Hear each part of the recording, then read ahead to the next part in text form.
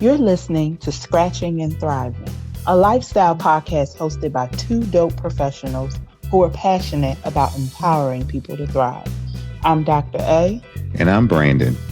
And we are two longtime friends who met about 20 years ago during undergraduate studies. And we took two different paths in life. I'm a healthcare executive and lifestyle guru. And I'm an educator and entrepreneur. And we are here to bring you the content that will help you thrive.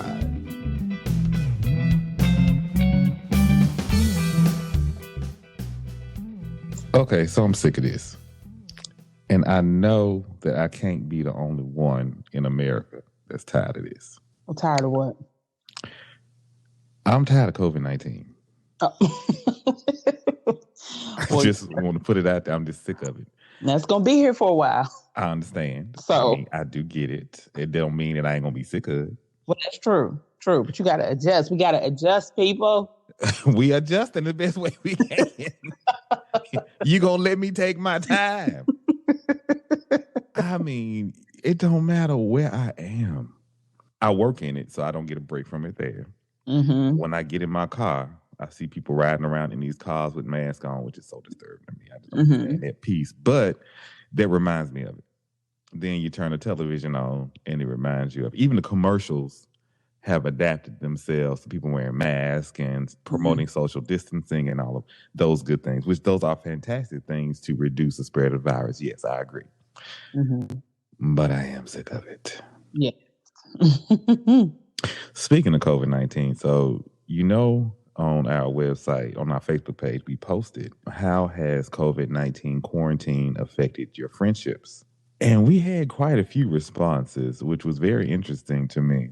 I think the overwhelming majority said that it didn't affect their friendships at all. The other half said that it made their bond stronger, which, if I think personally, it probably has. Mm-hmm. But I feel like people came out the woodwork. What about you?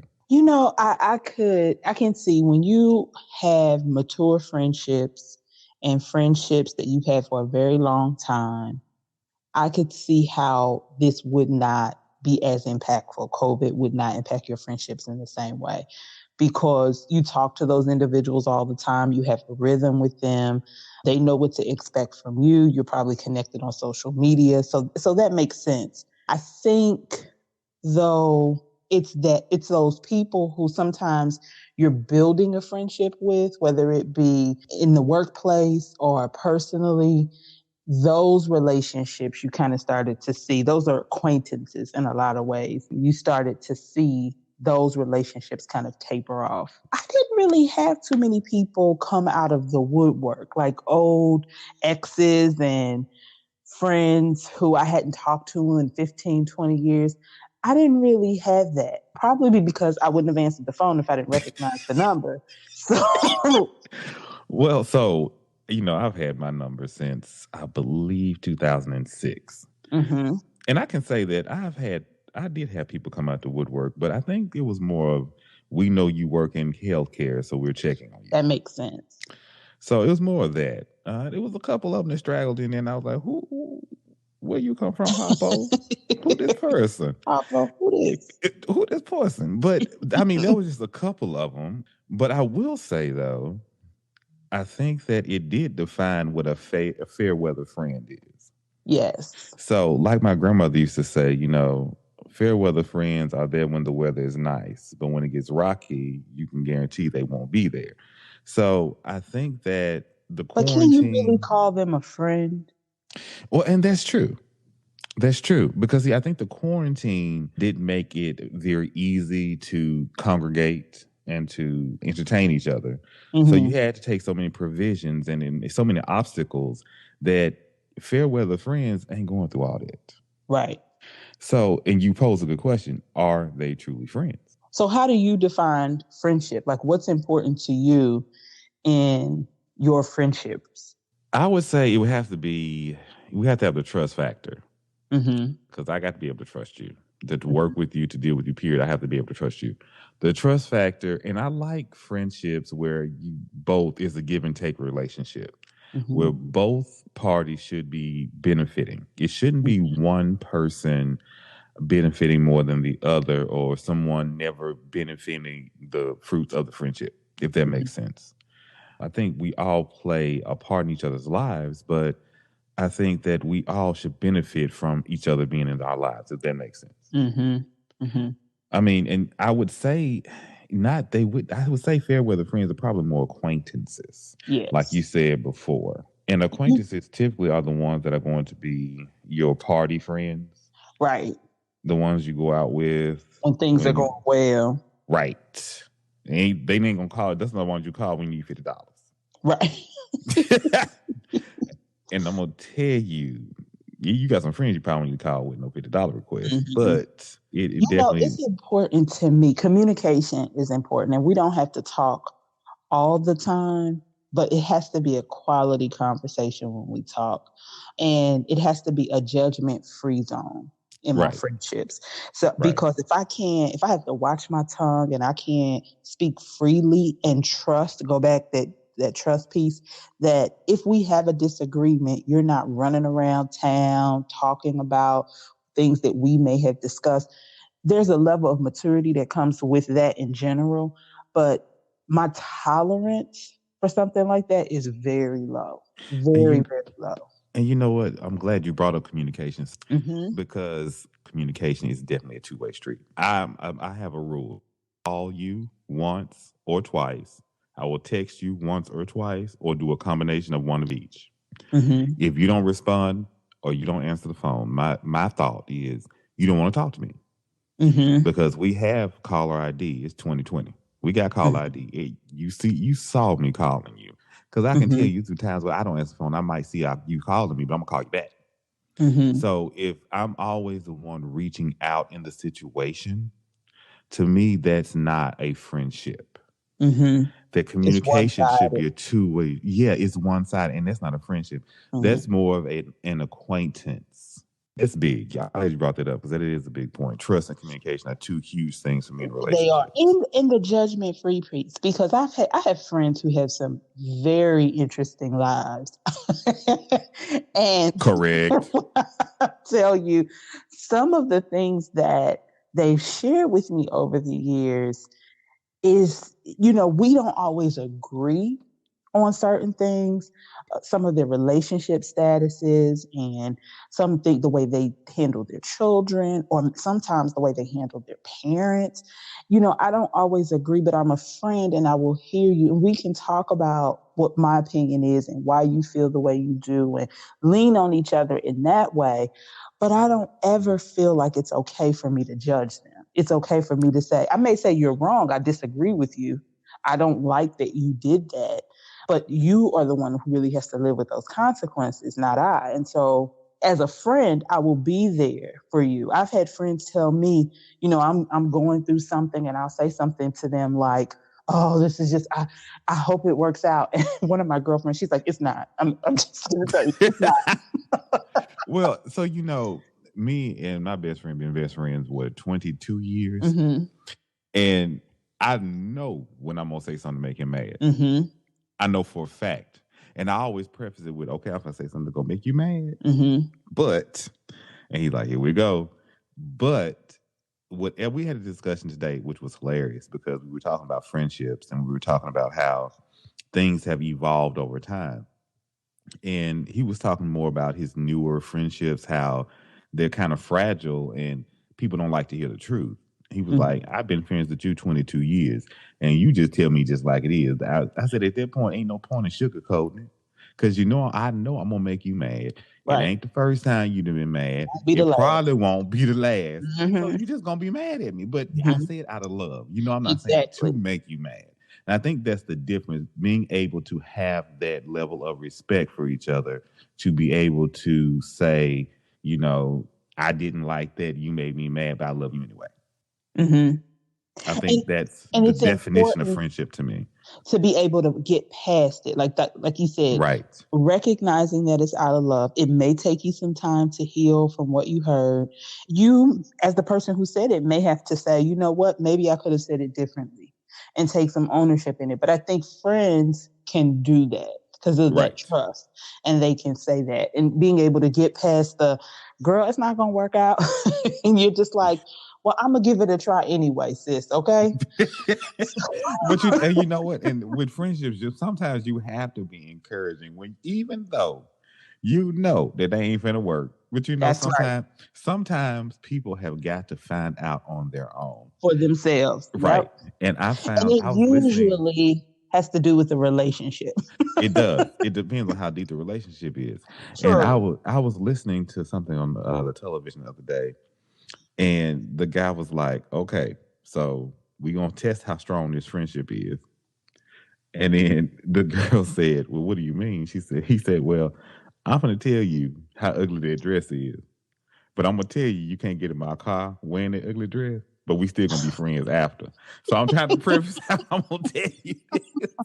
And I said, "Oh, they gotta have a real strong friendship to survive that one." Cause she thought she was Exactly. hooked. Exactly. It was Exactly. it's so funny how you can just look at certain people, how they interact with each other, and you can tell how deep the friendship truly Right. is. Right. And friendship matters during this time because a lot of people are feeling isolated. A lot of people are feeling like they're struggling with addiction and all of these things. And so having a friend that you can lean on, call, talk to, reminisce with, that is imperative during this time. So And technology has also helped friendships too.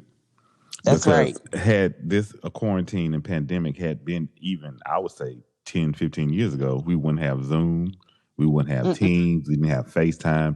We didn't have all these avenues to continue to connect with people. Mm-hmm. I think that helped a lot of these people who responded to the Facebook post saying that we're still going strong. It hadn't affected my friendships, is because Mm-hmm. we also have the technology to help us utilize and foster the relationship further. And it's almost, if you hadn't heard from people before or after the pandemic, with all the resources we have at our fingertips, there's really no excuse. Right. Right. So there's no excuses why you can't reach out to someone and say, "Hey, how are you?" And people use Absolutely. the excuse as, I'm so busy. Mm-hmm. Busy is so relative. Because you But make time for the things that are correct, important. you can make time for whatever you want to make time That's for. right. Period. And Mm-hmm. there should be no excuse as to why you let anyone or any situation come between you and your friends. Mm-hmm. I will definitely say my friend circle is small. Most of my friends are either from high school or college, and a few maybe from grad school. But the bulk of them are childhood friends. We grew up, went to church together, went to school together, and we just know each other. We've known each other for years. And then my college friends, it's probably about two or three of them that I really keep in contact with. And again, the relationship, the bond, my roommate is one. We've been friends for years, and we have gone periods where we didn't talk for a couple of years. And not because anyone was mad at anyone, it was just life. Life got in the way. But when we did talk, things picked back up. Just like y'all had never stopped the conversation. Absolutely. Now, I have one friend that I met at a job. Well, I was working a job, I was younger. This job had me traveling all up and down the East Coast. And we worked together and we talked, and she ended up moving across. She moved to Texas for a little bit, lives in Chicago now. And we talk all the time. And we have been good friends since. But those types of friendships are rare for me. Well, you know what? I think I have some of the closest bonds with the people I went to nursing school with. Mm-hmm. It ain't nothing like going through the bowels of hell with somebody and Mm-hmm. surviving to the end and having that kind of bond. Because when I Mm-hmm. tell you, going through nursing school, you had to have, it was teamwork. Like, you can't do that by yourself. Mm-hmm. There's no way. And we had to literally rely on each other to get through every single class, basically. And it was almost like a long 3-year hazing. That's how I Mm-hmm. felt. And then Yeah. finally at the end, you so worn. I looked at my graduation pictures of nursing school and I looked pitiful. I looked throwed away. I had gained about 20, 30 pounds. Hair was all over my head. And I was thinking, I'm just glad to be through. I didn't even care. And Mm-hmm. everybody I stood up on this stage with was a friend of mine, and we looked at those pictures. We were like, we look terrible, but we survived. And that was Mm-hmm. the friendships are truly the reason why I think we survived how we did, because Mm-hmm. we started the class with 150 people. And Mm-hmm. we were a night weekend program because most of us worked full time during the week, and we all a lot of them had families and kids and all of that. So we Mm-hmm. started out with 150 people. 32 graduated. Mm-hmm. So the 32 that graduated, we still talk today.